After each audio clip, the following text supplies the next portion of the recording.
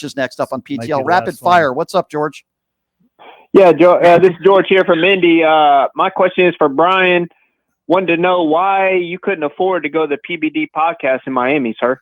Why I couldn't afford to go to the PBD podcast in Miami. Well, I've actually talked to the producer, and you see, sir, the way it works is I do a radio show in Las Vegas Monday through Friday.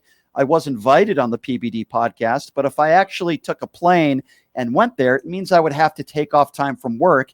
And I didn't want to do that to do another podcast. A 2 hour day. I'm answering your question. So that means you shut up. I know you're trying to get me in a gotcha. By the way, I'm sure you've never been invited. I'm sure you've never been invited on any show in your life.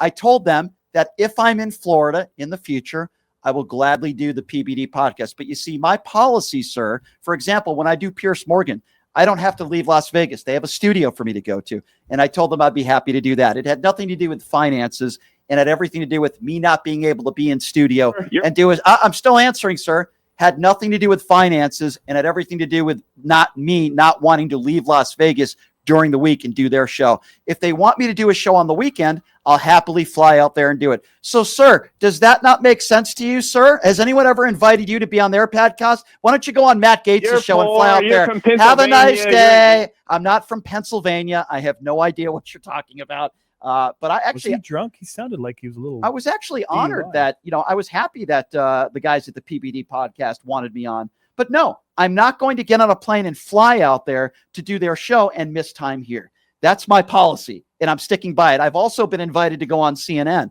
I did not want to fly to New York, to do 15 minutes of CNN either. So thank you for the call, sir. I think he was